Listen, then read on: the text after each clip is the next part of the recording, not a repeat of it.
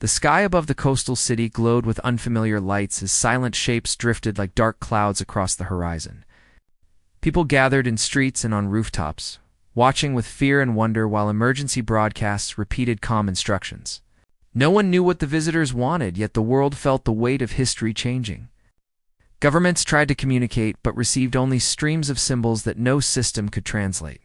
Within hours, every nation realized that humanity was no longer alone and that the future would be decided by choices made in fear or courage. In a small operations center, far from the coast, a commander named Eli watched the screens with steady eyes. He had spent his life preparing for disasters, yet nothing matched the arrival of beings from beyond the stars.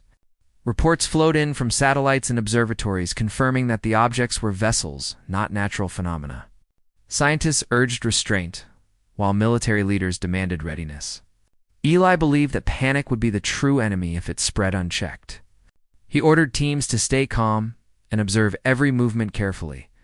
The visitors hovered above major population centers yet made no direct attack. Days passed, and the world waited. Then a city lost power and communication in a sudden wave that left millions in darkness. Panic erupted, and rumors of invasion filled every channel.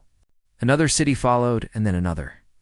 Leaders assumed the worst and authorized defensive measures.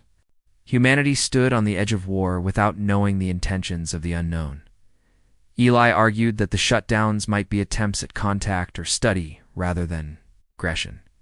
His voice was one among many, yet his calm earned him a place in the global council formed to respond. The council consisted of leaders and thinkers from across the planet, united by the need to protect their people. They debated endlessly while the sky remained filled with silent watchers. Each moment of delay increased tension and fear. One night, the vessels descended lower than ever before. A beam of light reached the ground near an empty field outside the city. Cameras captured the moment, and the world held its breath. From the light emerged figures tall and slender, with skin that shimmered like metal under the stars. They moved with slow, deliberate grace. Soldiers raised weapons, but were ordered to hold fire. The figures spoke through a device that projected sound in many languages at once. They claimed to be explorers seeking resources and knowledge. They said humanity was young and untested, but capable of cooperation. They demanded access to the planet's oceans and minerals to fuel their journey.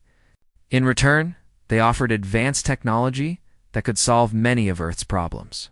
The council was divided. Some saw opportunity, while others saw exploitation.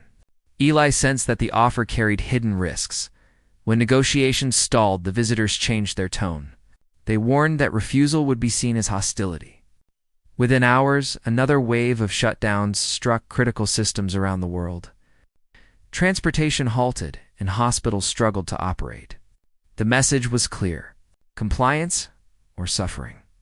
Humanity felt cornered and angry. Protests erupted, demanding resistance. Leaders faced an impossible choice between survival and sovereignty. Eli proposed a daring plan to learn more about the visitors before surrendering. A team of scientists and engineers worked tirelessly to analyze the energy patterns of the vessels. They discovered that the shutdowns were not simple attacks but complex interactions with Earth's magnetic field. The visitors relied on these interactions to sustain their technology. If disrupted, the vessels would lose power. The plan was risky. Altering the magnetic field could have unpredictable effects on the planet. Yet doing nothing would mean submission. The council authorized a limited test in a remote region. When the device activated, the nearest vessel flickered and drifted away powerless. The world realized that humanity had a chance to defend itself without direct violence. The visitors responded with fury. They declared humanity hostile and began to deploy weapons that could devastate cities. Eli watched as missiles launched toward the coast. The defense systems activated using the new technology to disable the weapons midair. The first battle between species ended without casualties, yet the message was unmistakable. Humans would not bow. War spread across the globe and beyond the atmosphere. The visitors attempted to overwhelm defenses with numbers and advanced arms. Humans adapted quickly, combining ingenuity with unity. Engineers modified civilian satellites into defense platforms.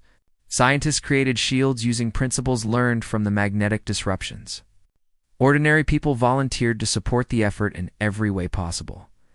Eli traveled between command centers coordinating strategies. He saw fear and loss, yet also resilience and hope. Cities rebuilt even as battles raged above them. Children learned about the stars not with dread, but with curiosity. Humanity refused to be defined by the threat. Each victory strengthened their resolve to protect their world. The visitors underestimated the power of cooperation. They had conquered many worlds through intimidation, yet had never faced a species willing to sacrifice for freedom. As their losses mounted, divisions formed among their ranks. Some questioned the purpose of the war. Others clung to pride and revenge. Their unity fractured while humanity grew stronger. In a final confrontation near the edge of the solar system, Eli led a fleet of human vessels using technology born from necessity. The battle was fierce yet precise. Instead of destroying the enemy's ships, they targeted their power cores, disabling them. One by one, the vessels fell silent. The remaining visitors retreated, realizing that humanity could not be conquered. After the war, the world faced the task of rebuilding and redefining its place in the universe. Borders mattered less than shared survival. Nations invested in exploration and defense not out of fear, but of readiness. Eli stepped down from command and returned to a quiet life, knowing that his work had helped secure a future. Humanity sent messages into the stars declaring a desire for peace and cooperation with those who would respect them. The story of the war became a lesson passed to future generations. It taught that strength came not from dominance, but from unity and courage. The sky still held mysteries, yet humanity faced them with confidence. The world moved forward, forever changed, yet unbroken. People looked up at the night sky and felt not fear, but wonder. They knew that whatever challenges awaited, they would meet them together. The universe was vast and full of unknowns, yet humanity had proven its worth among the stars. Years passed, and the memory of the first arrival became a symbol of awakening for the species. Schools taught history that focused on the choices that prevented extinction and preserved dignity. Museums displayed fragments of disabled vessels as reminders of resilience. Art and music celebrated the moment humanity stood together. The trauma slowly transformed into determination that guided every new generation. Exploration programs expanded beyond the moon and into deeper space. Crews carried the story of survival with them as they searched for allies and knowledge. They discovered ruins of civilizations that had fallen to the same visitors. Records revealed that many worlds had surrendered and lost their independence forever. Humanity felt sorrow for those lost cultures and resolved never to repeat their fate. Eli often spoke at gatherings, sharing lessons about leadership and empathy. He reminded people that fear had nearly driven them to surrender. He encouraged open dialogue and careful judgment when facing the unknown. His calm presence inspired others to act with patience rather than panic. Though he aged, his words remained powerful and sincere. New technologies improved life on Earth. Clean energy replaced harmful practices and healed damaged environments. Cities became greener and more connected. People lived longer, healthier lives thanks to medical advances. The war had accelerated progress in ways no one imagined. Humanity transformed adversity into opportunity. Astronomers detected distant signals that resembled early attempts at communication. Teams worked carefully to respond without provoking conflict. They shared information about Earth's values and boundaries. The goal was not conquest, but mutual understanding. Humanity hoped to find companions among the stars rather than enemies. One evening, Eli stood beneath a clear sky, watching constellations shift slowly. He felt gratitude for the courage shown by countless individuals.